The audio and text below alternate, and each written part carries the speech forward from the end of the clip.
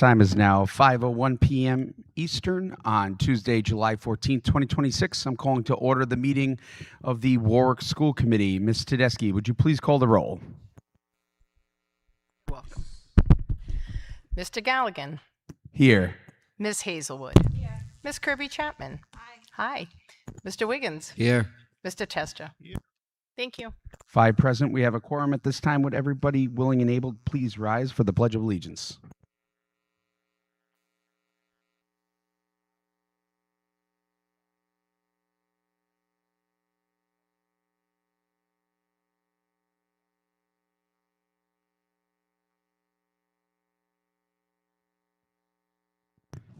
At this time, I'd be looking for a motion to go into closed session for discussion and/or action regarding those items of business exempt from open meetings under Rhode Island General Laws, RIGL 42-46-5, A1, A2, A4, A8, and A9. Made by Mr. Tessa, seconded by Mr. Wiggins. All those in favor? Aye. Anyone opposed? We're in closed session at 5:02 p.m.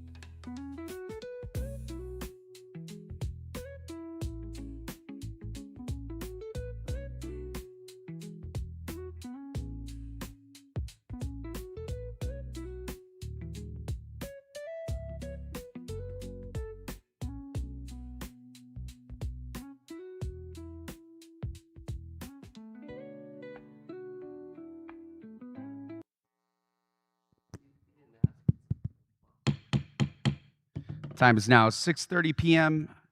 on Tuesday, July 14, 2026. I'm calling back to order the regularly scheduled meeting of the Warwick School Committee for the month of July. Looking for a motion to seal the minutes of executive session. So moved. Made by Mr. Testa, seconded by Mr. Wiggins and Ms. Hazelwood. All those in favor? Aye. Anyone opposed? Motion carries 5-0.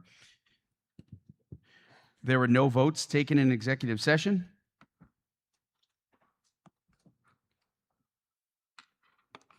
We are now on to the public comment portion of our meeting. This first public comment section is for agenda items and agenda items only. Individual comments will be respectfully limited to 3 minutes per person, with public comments not to exceed 45 minutes. Though the content of comments will not be restricted, it is the hope of this committee that citizens, committee members, and the administration alike will be respectful of each other's right to speak, tolerant of different points of view, and mindful of everyone's time. This public comment period is for agenda items only. There is a second public comment session available later in the meeting for all other topics or concerns. Members of the public are permitted to speak during both of the public comment periods. Speakers are asked to state their name for the record. For those new to our meeting down here tonight, the podium is down here to my left, and you just please come on, turn that microphone on with the switch right at the very top, and speak your name for the record, one following after the other. So are there any members of the public wishing to comment? She's beauty, she's grace, she's Miss United States. Yes, it is. Thank you for recognizing that. I don't think anyone would name me Miss Congeniality, though. Darlene Netco, lifelong resident of Warwick, homeowner, taxpayer, voter, graduate of Warwick Public Schools, teacher. I'll be starting year 39 in the classroom in the fall, and president of the Warwick Teachers Union. Well, thank you, Mr. McCaffrey. And thank you, Gina, for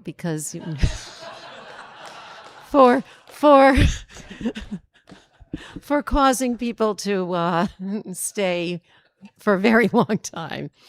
A couple of documents I saw in the public folder. One was the request to pay for Turnitin.com.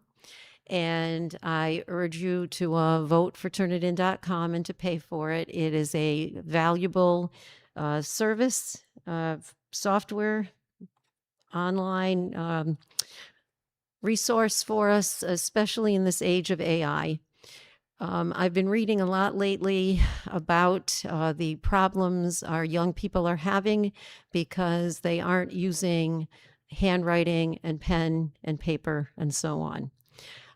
Brains are actually being rewired, and I do try to do more writing in class, but high school kids can't write a whole research paper during class time. There isn't enough time. So occasionally students do have to work from home, use word processing programs, and then those things get submitted to Turnitin, which now checks for AI, and it does a pretty good job at it. So I know one year there was a question about whether or not to use Turnitin, and I say please continue doing it. So I was glad it was in the public folder. I also noticed in the public folder the documentation about doing the study as to redistricting. And every now and again, this district does need to redistrict. Keep in mind all of the new houses that are being built around Warwick. Centerville Road's going to have 67 new houses soon. So all those people out there in the keyboard warriors talking about closing Scott Elementary. First of all, they don't understand how Scott Elementary is currently being used. There are a number of special ed self-contained classes there that have maximum number of 10 students or so. And the school is not underutilized. 30 seconds. But with those new houses coming in on Centerville Road, you are going to have a lot more clientele for Scott. So thank you. Thank you. Are there any other members of the public wishing to comment? Are there any other members of the public wishing to comment? Are there any other members of the public wishing to comment? Jacob? Nothing tonight? Okay. Seeing none, public comment is now closed at 6:35. We're on to recommended actions, routine matters. Looking for a motion to move approval of the minutes of public session June 9th, 2026. Made by Mr. Testa, seconded by Mr. Wiggins and Ms. Hazelwood. All those in favor? Aye. Anyone opposed? Motion carries 5-0. I'm looking for approval of minutes of executive session from June 9th, 2026. Made by Mr. Testa, seconded by Mr. Wiggins and Ms. Hazelwood. All those in favor? Aye. Anyone opposed? Motion carries 5-0. I'm looking for a motion to move approval of the minutes of public session from June 30th, 2026. Made by Mr. Testa, seconded by Mr. Wiggins and Ms. Hazelwood. All those in favor? Aye. Anyone opposed? Motion carries 5-0. I'm looking for a motion to move approval of the minutes of executive session June 30th, 2026. Made by Mr. Testa, seconded by Mr. Wiggins and Ms. Hazelwood. All those in favor? Aye. Anyone opposed? Motion carries. I'm looking for a motion to move approval of the warrants from July 14th, 2026. Made by Mr. Testa, seconded by Mr. Wiggins and Ms. Hazelwood. All those in favor? Aye. Anyone opposed? Motion carries 5-0. At this time, I turn it over to Ms. Jakes for announcements, personnel as presented. Thank you, Chair. I'd like to start tonight by sharing our courtesy appointments.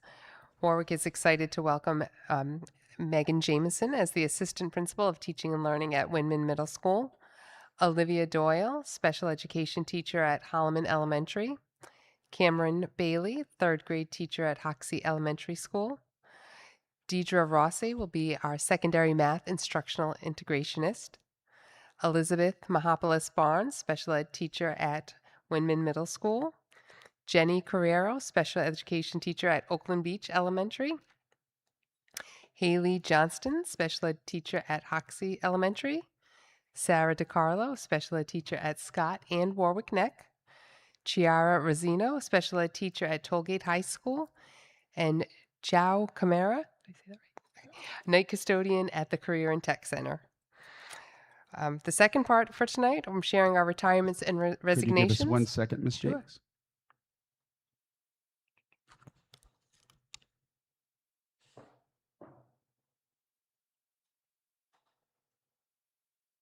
Ms. Jakes, would you just take a look at your list there of appointments and kindly announce to the school committee those who are not members of the WTU or WISE unions, administrator position? That would be Megan Jameson. That is all. Thank you. I'd be looking for a motion to move approval on the appointment as presented of Meg Jameson. So moved. Made by Mr. Testa, seconded by Mr. Wiggins and Ms. Hazelwood. All those in favor? Aye. Anyone opposed? Motion carries 5-0. Sorry for that. Go ahead. That's okay. Thank you. In the second part, I'm going to share our retirements and resignations that also require your vote of approval. For retirements, we have Cynthia Hayden, a preschool teacher at Welk with 7 years. Julie Trimble, a special education teacher at Pilgrim High School with 27 years. And Carol Papa, an English teacher at Windman Middle School with 26 years. They have all retired. I'd be looking for a motion to move approval on the retirements and resignations as presented. So moved. Made by Mr. Testa and Ms. Hazelwood, seconded by Mr. Wiggins. Any discussion? Congratulations to those retiring. Wishing them well. Any And- other comments, members of the committee? Seeing none. All those in favor? Aye. Anyone opposed? Motion carries 5-0. And our final section are our resignations. Dr. Lisa Schultz, our Executive Director of Elementary Education Compliance and Accountability, has resigned with 11 years. Mr. Joseph Napolillo, our Director of IT, with 10 years. Jennifer French, our Coordinator of Construction and Capital Projects, with 11 years. We also have Yarman Rodriguez, our Controller. Heather Reynolds, a Science Teacher at Windman Middle School. Kristen Giorgio, a Special Education Teacher at Tollgate High School. Tara Castro, our Library Media Specialist at Wyman and Scott with 31 years in Warwick. And Cameron Kadick, our Title I Parent Program Facilitator at Oakland Beach. Thank you, Director Jakes. Any comments, questions, members of the committee on Move approval. motion made by Mr. Testa to move approval? Second. Seconded by Ms. Hazelwood. Any comment? You're good? Please. Dr. Schultz, I wish you well. Dr. I wish Lisa. you- I'm sorry, Dr. Ferguson. Lisa, wishing you well in your next endeavors. We're going to miss you very much. Very much. Yes, very much. Very much. Yes. So, Dr. Frederickson, wishing you best. To Mr. Napolillo and Jennifer French, Yarman, yes. and everyone else that ran away on us. Yes. Wishing them all well. Don't cry.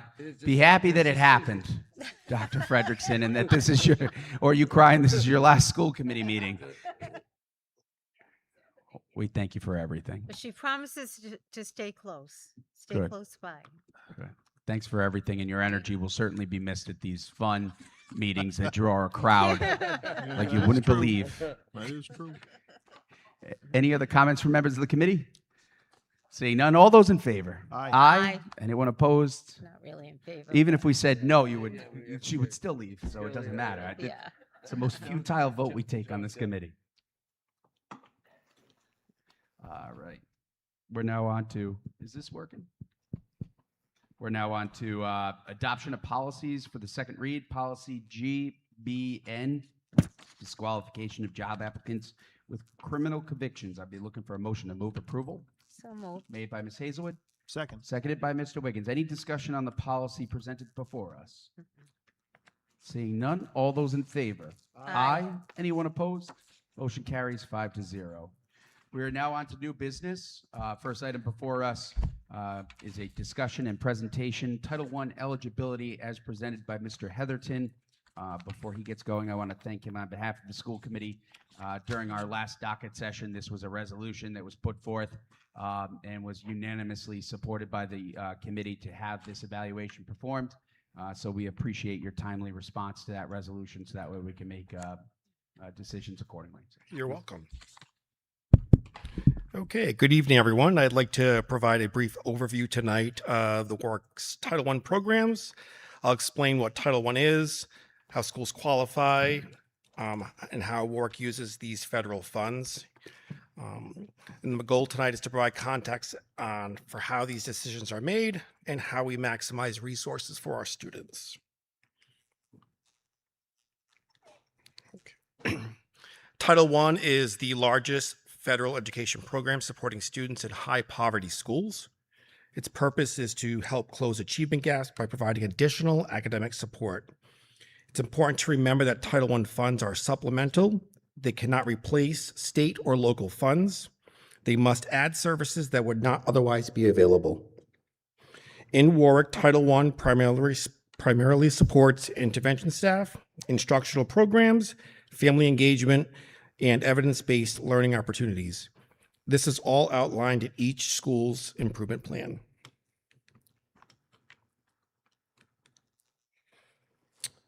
How schools qualify. So schools are ranked by percentage of low-income children who live within each of those attendance areas. Federal law requires us to include all eligible children residing in these areas, including those attending private schools. In the winter, we request student information from all private schools where Warwick students attend. These are private schools in and outside of Warwick. This information is added to public school student information, and a percentage of low income is calculated. Schools are served in rank order based on available funding. And another requirement we always have to remember is we must ensure schools' allocations are large enough in size, scope, and quality to make meaningful impact on student achievement.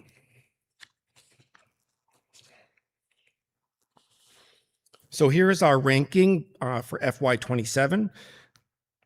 Oakland Beach is our highest poverty rate, followed by Hoxie, Norwood, Lippett, and Scott. As you can see, the district-wide poverty rate is 48.49%. Those schools above the district poverty rate are eligible for services, but not all are participating. So those are the ones that are in green. These rankings are reviewed annually and are one of several factors used when determining Title I participation. In the event rank order changes, there is a year-long process of taking one school offline and adding another one on. Simply qualifying for Title I does not automatically mean a school should be served if available funding would be too diluted to serve all the schools. Warwick's allocation decreased slightly from 1.91 million in FY26 to 1.88 million in FY27. And approximately $1.7 million supports intervention teachers and instructional staff working directly with students. The federal law also requires that we set aside what's called reserve funds for the following things: homeless services for our homeless students in McKinney-Vento, parent and family engagement, and equitable services for private schools for those students who qualify. We also have to reserve for neglected youth, which are those students who reside in group homes here in Warwick. And we also support a Title I pre-K at Oakland Beach School that services our 4-year-olds in all of the Title I school areas. Remaining funds support instructional materials, professional development, and targeted interventions.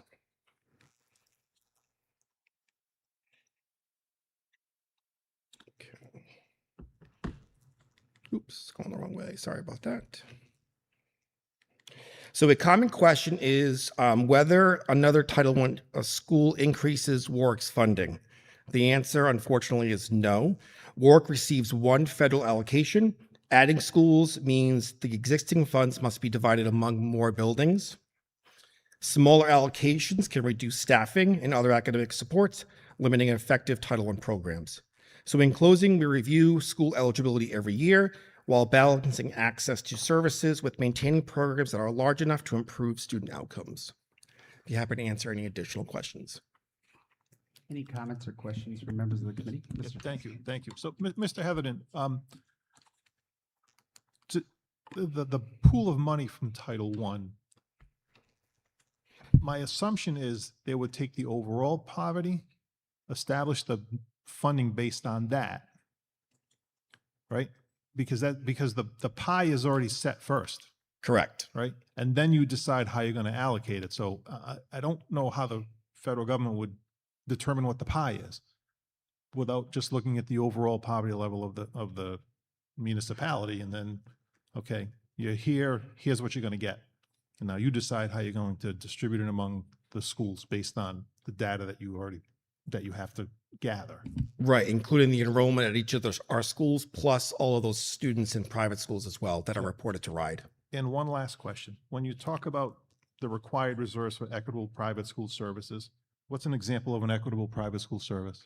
So, for example, students might receive like an extra reading support, which usually is in the form of tutoring services. So that would sort of mirror what our reading interventionists do here in public school. So students who qualify for that academic need, they receive those services either through contracted services that we provide, or we actually have teachers that work after school and tutor those students. Okay, that's what I thought. Thank you. All set, Mr. Justin? Anyone else? I have one question. So Wyman and Warwick Neck, there was like barely a full percentage point between those two schools, with Wyman receiving services, which is great. Or No, Wyman he was doesn't. in the green, correct? Uh, Wyman was in the green, Let's go back really quick. right Okay. there at the bottom. Right. So the only schools that actually are participating in school-wide programs right now are Oakland Beach, Hoxie, Norwood, Lippett, and Scott. Those other schools in green, so Veterans, Middle School, Park, Holloman, Wyman, those are all schools that are eligible, but are not participating. Because if we onboarded all of those schools, you have to worry about the scope and size of the programming at each of the schools, and it would be so diluted that you would not have impact. So stay with me on this because it helps the general public with regards to our budgeting. Even though they don't qualify for the Title I services, does not necessarily negate the need for the services, correct? The services are still somewhat required at those schools. Would I be correct in that statement? I mean, all schools would benefit from additional services. Correct. Correct, yes. Okay, so the services are still essentially needed from those other schools that are highlighted green, and then even the ones that are on the cusp of being highlighted green. And now that those services hit our general funded dollars. Would that be correct, or are we able to, are we seeing any opportunities to get grants to offset those expenses? So again, so Title I is Title it's you can't supplant. So it has to be above and beyond what the general fund and state funding allows.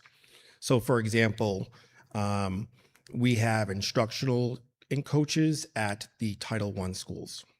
That's above and beyond. All the other schools do not have that. We have additional reading interventionists or math interventionists, for example. So some schools might only have a half-time math interventionist, while Scott School, for example, has a full-time.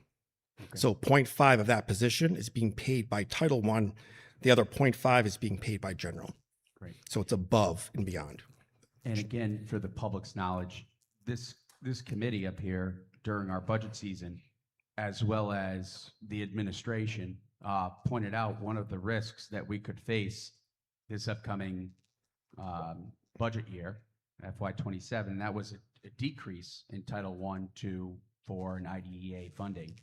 And so now it's shown on one of your earlier slides that we did take a hit, of a $100,000 hit on approximately a $100,000 hit on these services. So, Correct. And then eventually we'll have to have more deeper conversations because we're going to go over a cliff at some point as salaries increase and benefits increase. It's going to chip away even more. So we're going to have some tough conversations in the next couple of years. Thank you. That's all I have. Ms. Hazelwood, you had something? I have a question. Yeah. Mr. Heatherton, and thank you for this also. Oakland Beach, we see it has a very high rate and the services are there.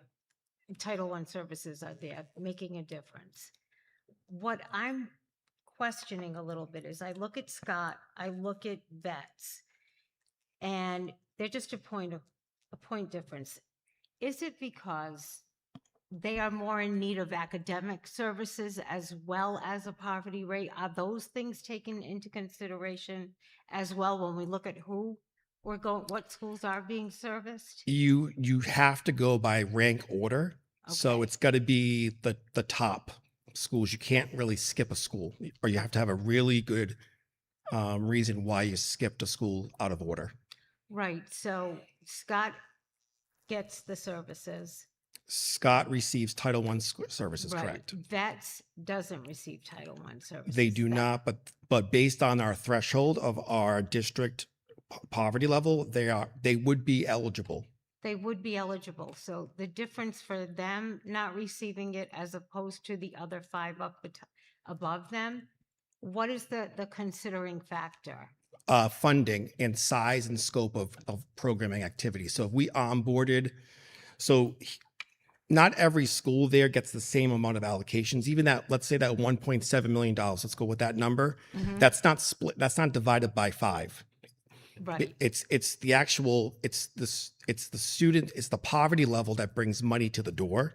So the higher your percentages, the more allocations you have to get. we'll be going into those. Correct. schools. So Oakland Beach gets a higher allocation than Scott School. I see.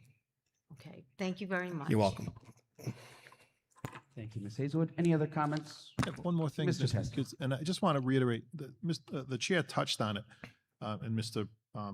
Heather, you mentioned you can't supplant funds. So if by some good graces next year we get an extra $1 million in Title I funds, that doesn't mean that we would budget $1 million less in our operating budget because we got that, right? No, if we got So- an extra $1 million, we'd probably be onboarding a lot more schools. Right, exactly. So And yes, some people think the largesse of the federal government reduces what the municipality needs to pony up, and that's just not how it works. many grants are like that. It's you can't supplant. It's above and beyond.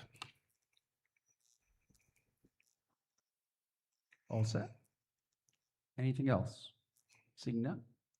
Items 2 and 3 on your agenda tonight were listed, but we do not have an update on capital and construction projects for the public, nor do we have an update on the high school projects for this month.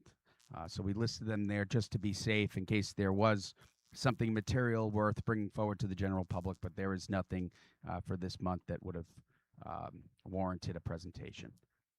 Which brings us to item 4, discussion update, FY26 budget update as provided by Ms. Diaz. Good evening. Can you hear me? I'm happy to report that we went live with Munis, our new accounting system, last Monday, July 6th. We are experiencing some minor bumps with the implementation that we're currently working through, and we do have the vendor on site to assist us for the remainder of this week.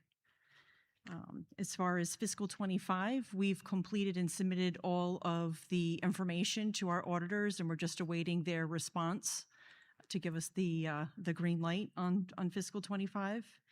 And as far as fiscal 26, we are now in the fiscal year-end processes. I did submit a preliminary fiscal 26 report that is changing because we do have a lot of expenses that still need to be recorded, and we are still working on processing fiscal 26 invoices and working down the open encumbrances. So that number will change, and we'll have a more up-to-date number at the next meeting. That's all I have. Thank you. For the public's knowledge, last week I reached out to the superintendent after the decision came out of Washington, D.C. that Rhode Island would be denied the FEMA funds after the blizzard of 26. Right now, it's approximately a $260,000 expense that's going to hit our FY26 budget. So just for the public's knowledge, that's $260,000 approximately that we're going to have to account for here locally if those FEMA funds do not come to fruition through the appeal. So any other comments from members of the committee? All right, seeing none. Thank you, Ms. Diaz. We are now on to item 5, discussion update, superintendent update as presented by Superintendent Bill McCaffrey. Mr. Chair, members of the school committee, I'd like to take a moment to publicly thank Dr. Schultz, or Dr. Frederickson, for all she's done for Windman, Park, and Warwick schools. Your positive energy, attitude, focus is unmatched. I wish I could bottle it and share it. Maybe have maybe 1/10 of the energy you have. But I just want to say congratulations. Last week I had a conversation with your new superintendent in Connecticut, and it's a hard discussion to have, but it also is a good discussion. You're talking about someone who's dedicated to students, puts students first, and makes a huge difference every day she walks into a school. So thank you, Dr. Frederickson. You're always welcome in Warwick schools anytime. Please stay in touch. You truly make a difference. On to my update. We have on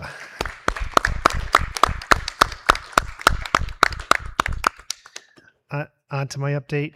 We have a lot of renovation work currently going on at the schools. I was out at the Career and Tech Center today, looking at the renovations as part of the Tollgate project. Significant work is taking place where they're remodeling ceilings, remodeling floors, upgrading heating equipment, upgrading plumbing, ripping up parking lots. It's a lot of activity, a lot of progress is being made, in a positive direction, and I'm very pleased with what's happening there at the Career and Tech Center. I will be making a point to getting out to Hoxie School next. Other things going on this summer, although we don't have many students in our buildings, we do have summer school running, and we also have ESY running at this time. Finally, we're working diligently, Don, his crew, cleaning the facilities. As you can see when you walk through Warwick Veterans, everything's emptied out of the classrooms. All the rooms are being cleaned, and they're making significant progress, currently on schedule based upon the feedback from Donna and her team. So I'm looking forward to the next few weeks, and we'll be giving you an update in August on where we stand, and I'm very confident that we'll be opening all schools on time. Thank you, Mr. Chair. That's my update for July. Thank you, Superintendent. Any questions or comments from members of the committee for the superintendent? Nope. We're on to item 6, discussion update, Gorton building update as presented by Superintendent McCaffrey. At this point, we have a preliminary update on the operating expenditures for the Gorton Administration Building. Based upon the past 3 years, the building operates on approximately $300,000. This past year was $286,000 in 24 when we had the second floor in full operation, we were running at about $310,000 for operating expenditures. Some of the main drivers that exist are fuel oil, electricity, natural gas. I want to point out that we have a lease in place on the roof from a Sky Safe, which is approximately $8,000 a year. Other considerations we have would be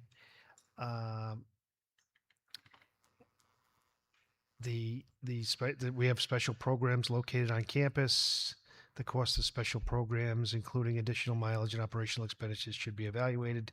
Finally, the main concern we do have would be some capital improvements that should be looked at by a third party to determine the useful life of the roof, electrical systems, heating systems, plumbing, things of that nature, to determine what the future expenditures would be in the next 5 years for the Gorton Administration Building. I would recommend having a third party take a look at this. I have included in here what the 3-year lease RFP was that came back in January to lease space off campus.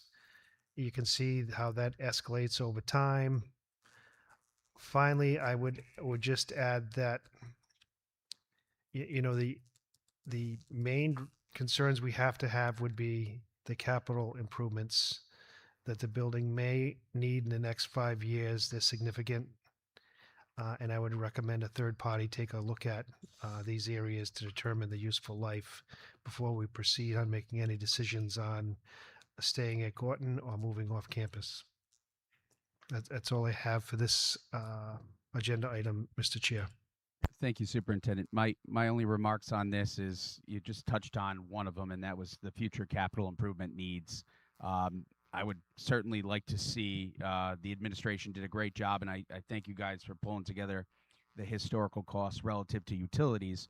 I would like to see, with respect to those future capital improvement needs, what we're looking at for a cost there.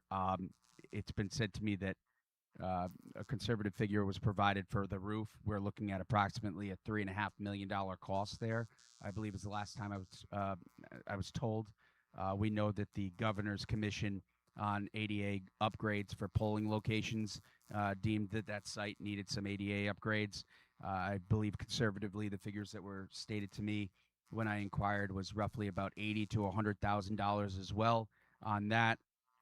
We know that the facility was reclassed from an occupancy perspective. So to go back to what it was originally would certainly require those fire code and life safety upgrades. And that's something that's very substantial in cost, especially for a building that size. And then using just Pilgrim right now as an example, looking at the electrical system upgrades that facility would probably require a modernization.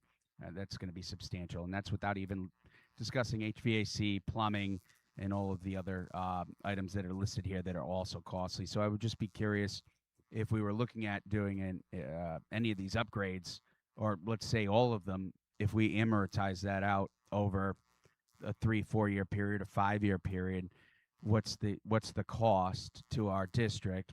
Where are those funds coming from? Because Mr. Testa and his committee are using the remaining phase 1 and phase 2 bond monies that are available, and the 350 is already maxed out and then some. So we're going to need to find money to renovate that facility if we're going to continue to maintain it. I think I really appreciate this evaluation that was done. I would just ask the administration to continue to go down this path, maybe give us another update in a month or two, get these costs, even if they're loose, approximate figures. I'll use the example of some of my friends who have moved out of their homes, started their own lives, started to have kids. Their parents are now selling their homes and downsizing, right? Because it's just the two of them. I would equate that to the administrative building. It was great for the past several years from a contingency perspective or continuity rather, to be able to have elementary schools situated in there while those schools were being renovated. But now, we don't have any more money to displace a school. It's nice if a school needed to be displaced, we had a spot to put them. But, we don't want to just keep a giant building of that size being heated during the wintertime with home heating oil that's going up. And then electricity costs are going up and it doesn't have an HVAC system. So we're cooling the facility using residential AC units, very costly. So I just think this is a great area of opportunity for us to, kind of further explore from a financial perspective for possible cost savings. I do acknowledge that, going to a leased property, I see the cost there of approximately $750,000. Again, maybe just looking at, do we need 30,000 square feet of office space? Can we split that? Is it 20,000 square feet of office space and then maybe 10,000 square feet of storage space in a warehouse that's secured for files and things of that nature to further reduce costs? So, but it's a good starting point. It's great to finally see numbers. So this is a step in the positive direction that it's being explored. So I The thank other you. thing I would add that since that time in January when that RFP was out, we've identified in 7 schools 10 office spaces and 5 rooms that are available to be utilized in some capacity for supporting central office administrators. And we can bring more. We'll update you next month on the spaces and also on estimates related to roof, heating, and electric from a third party concerning Gorton Administration Building. Thank you. Anyone, Mr. Testa? Yeah, thank you. That the Gorton facility, it's obviously it's way too big for what we need it for, but there's a lot of property there. So maybe if a solution can't be found where we vacate it, then maybe we need to sit with the city and try to get creative in what to do with the property. I mean, it is too big for administration. If we shuttered it and just left and found another place, we turn it over to the city. But then we got the Rhode Island Alternative Academy there. But there's fields there and everything else. So maybe I think there's a role for the city to play in this, right? It would be a mistake if they just say, well, this is your problem. It's a school building property, because if we left it, it becomes their problem. So I think putting all the heads together to figure out what can we do. Is it subdividable? Is whatever. I mean, there's no bad ideas yet, but I think that's going to have to happen if we're going to be if we're going to stay in that building, because the capital improvements in that building are going to be very substantial.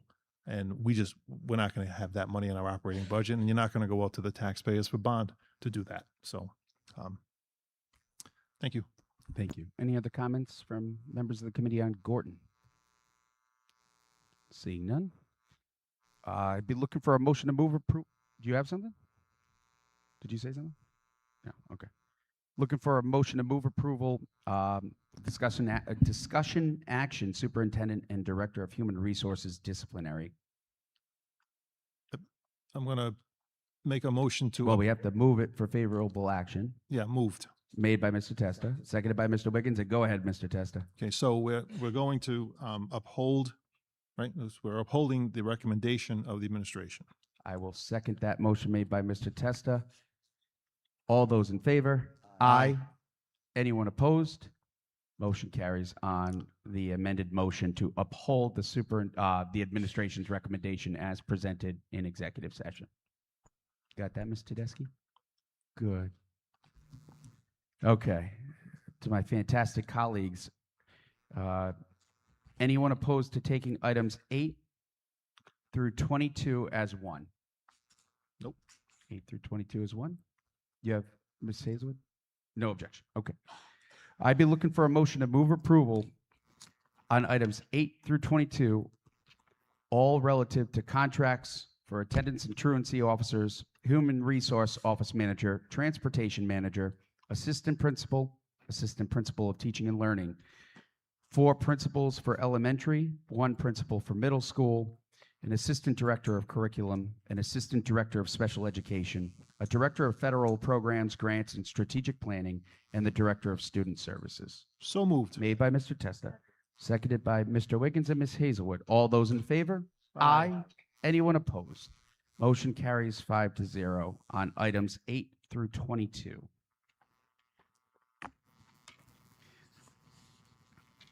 Item 23, grievance 601 has been withdrawn.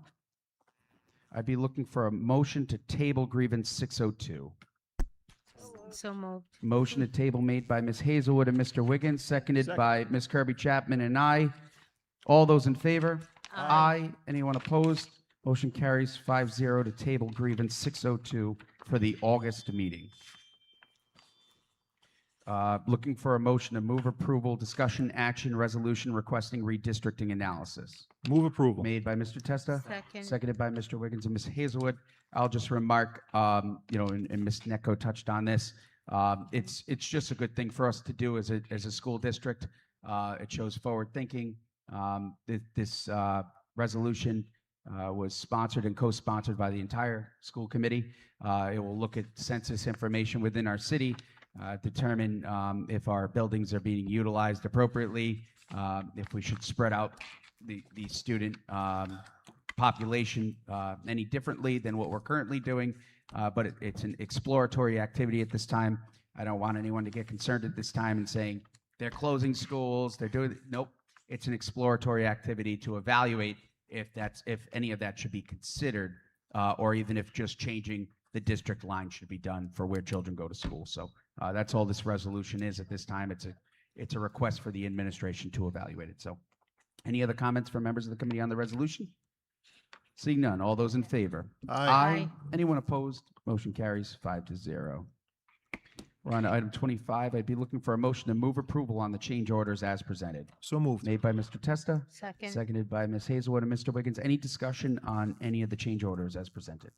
Seeing none, all those in favor? Aye. Anyone opposed? Motion carries 5-0. I'd be looking for a motion to move approval on general funded requisitions. So moved. Made by Mr. Testa. Second. Seconded by Mr. Wiggins and Ms. Hazelwood. Any discussion? Yes, Mr. Just have Testa. a couple of questions. First one is turn it in, Mr. McCaffrey, we do turn it in for middle and high school now? Yes. Right? Okay, thank you. Second one was for Ms. Higgins, the Bobcat. We're purchasing that, right? Or we're not leasing it, are we? We're purchasing it. And how old is the one we currently have? It is about 27 years old, and we're having a lot of major issues with it right now. Not bad. The good thing about Bobcat is we went with Bobcat as opposed to JCB, and I know you like this. We save money doing that, and the Bobcat dealership is right on Jefferson Boulevard, so that's also going to save us money. Okay, excellent. And lastly, Ms. Higgins, the custodial supplies, it looks like the total is 279,000. We budgeted, I think, 361. So do we typically come back sometimes during the course of the year because we may have to replenish some of those projected supplies, right? Sometimes, yes. Yeah, okay. All right, good. Thank you. Anything else?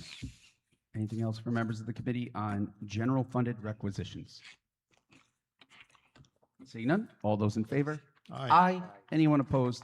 Motion carries 5-0. I'd be looking for a motion to move approval on external funded requisitions. So moved. Made by Mr. Testa. Seconded by Mr. Wiggins. Any discussion on external funded requisitions?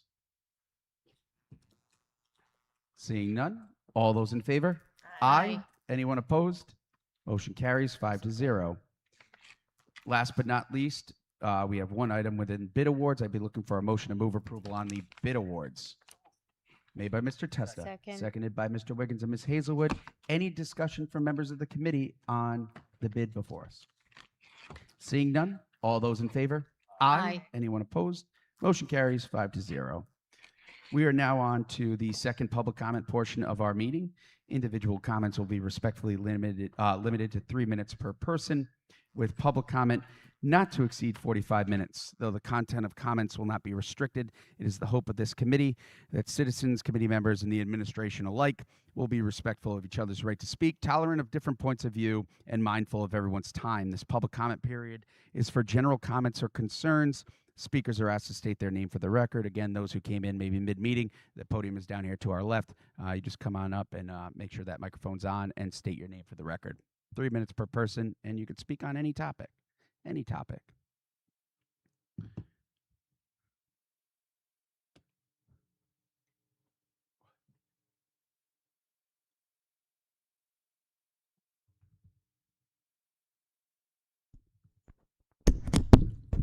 Hello, Darlene Netco.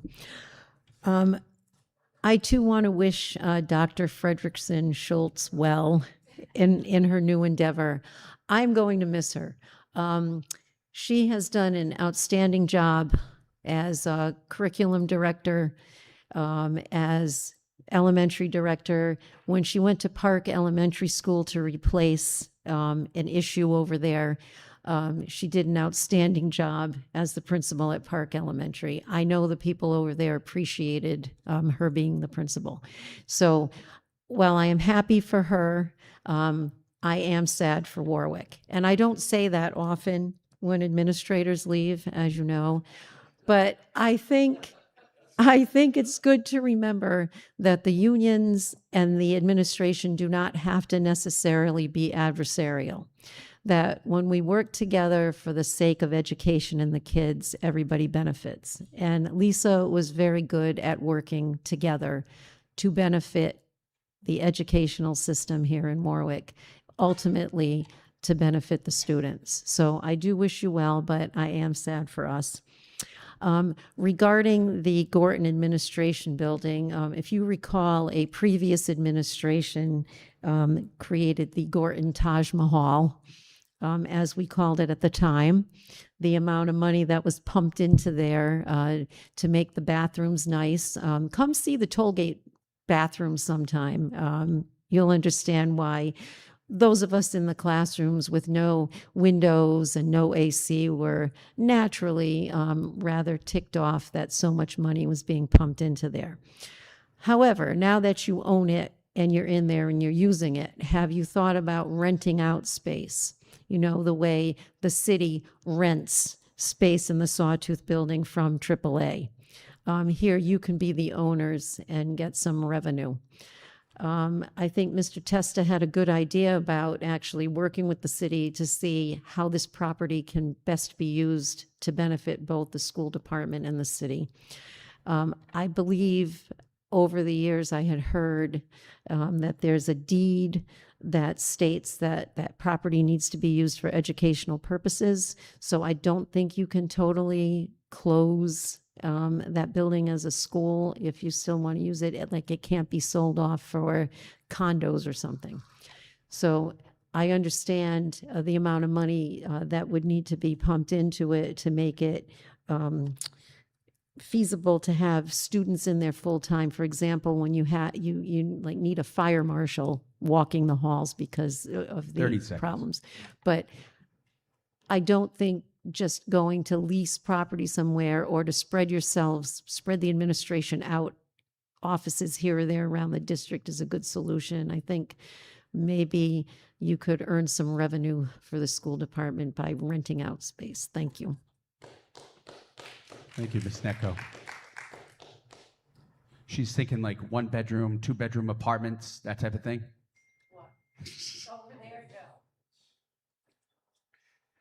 Are there any other members of the public wishing to comment? Here we go. Well, only because you made a joke, but we might have something there.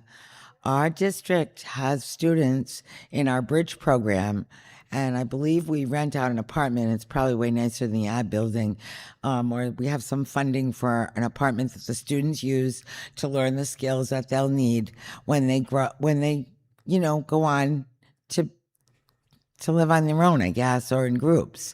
So that might be a thought of something we could do that would be educational in our own ad building if we could have students there. That just crossed my mind because you're only occupancy, right? Okay, well, you never know. If we get to where you're more than occupancy, that would be a great use for some of the ad building. Thanks. Thank you. Sorry to say who I was. Mary Townsend, special ed teacher assistant, Wide Newsroom president. Thank Just you. in case somebody doesn't know. Thank you. Are there any other members of the public wishing to comment? Any other members of the public wishing to comment? Any other members of the public wishing to comment? Mr. Carter, you have anything tonight? Because Mr. Kane's not here? You want to speak for him? Okay. All right. Seeing none, we're closing public comment at 7:20 p.m. We're on to the docket session portion of the meeting. Mr. Testa, do you have anything you'd like to docket for the next meeting? None. Mr. Wiggins, anything for next meeting?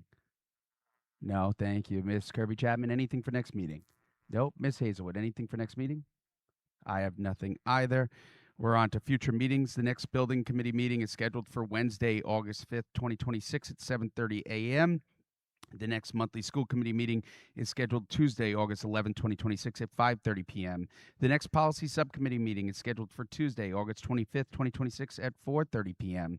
The next health and wellness subcommittee meeting is to be determined. The next fiscal subcommittee meeting is to be determined. And the next community outreach subcommittee meeting is scheduled for August 3rd at 5:30 p.m. I believe that's what we have.